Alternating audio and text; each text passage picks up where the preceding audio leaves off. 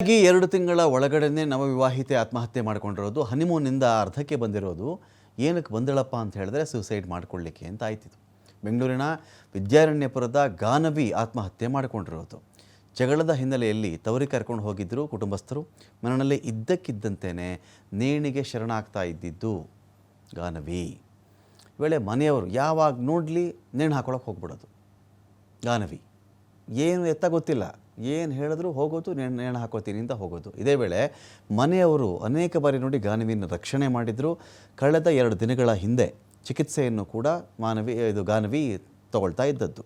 ಚಿಕಿತ್ಸೆ ಫಲಕಾರಿಯಾಗದೆ ಖಾಸಗಿ ಆಸ್ಪತ್ರೆಯಲ್ಲಿ ಕೊನೆಯುಸಿರೆಳೆದಿರೋದು. ಈ ಥರ ನೇಣು ಹಾಕ್ಕೊಳ್ಳೋಕ್ಕೆ ಯಾಕೆ ಈ ಥರ ಹೋಗ್ತಿದ್ದಾಳೆ ಅಂತ ಬಂದಾಗ ವರದಕ್ಷಿಣೆ ಕಿರುಕುಳ, ಆತ್ಮಹತ್ಯೆ ಪ್ರಚೋದನೆ ಆರೋಪ ಒಂದು ಕಡೆ ಕೇಳಿಬಂದಿದೆ. ಇಲ್ಲಿ ಪತಿ ಸೂರಜ್ ಹಾಗೂ ಕುಟುಂಬಸ್ಥರ ವಿರುದ್ಧವಾಗಿ ಆರೋಪ ಕೇಳಿಬಂದಿರೋದು. ಗಾನವಿ ಕುಟುಂಬಸ್ಥರಿಂದ ಗಂಭೀರ ಆರೋಪ ಮಾಡಲಾಗಿದೆ. ರಾಮಮೂರ್ತಿ ನಗರ ಪೊಲೀಸ್ ಠಾಣೆಯಲ್ಲಿ ಪ್ರಕರಣ ದಾಖಲಾಗಿದೆ. ಆಸ್ಪತ್ರೆ ಬಳಿಯಲ್ಲಿ ಗಾನವಿ ಕುಟುಂಬಸ್ಥರು, ಸಂಬಂಧಿಕರು ಪ್ರತಿಭಟಿಸಿದ್ದಾರೆ. ಗಾನವಿ ಸಂಬಂಧಿಕರು, ಕುಟುಂಬಸ್ಥರು ಇರ್ತಾರಲ್ಲ, ಅವರೆಲ್ಲ ಕೂಡ ಪ್ರೊಟೆಸ್ಟ್ ಮಾಡಿದ್ದಾರೆ. ಇಲ್ಲಿ ಈ ಆರೋಪಿಗಳನ್ನು ಅರೆಸ್ಟ್ ಮಾಡಲೇಬೇಕು ಅಂತ ಹೇಳಿ ಅವರು ಪ್ರತಿಭಟಿಸಿದ್ದಾರೆ.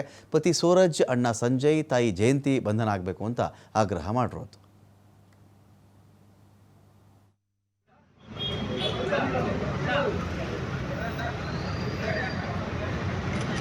Yeah.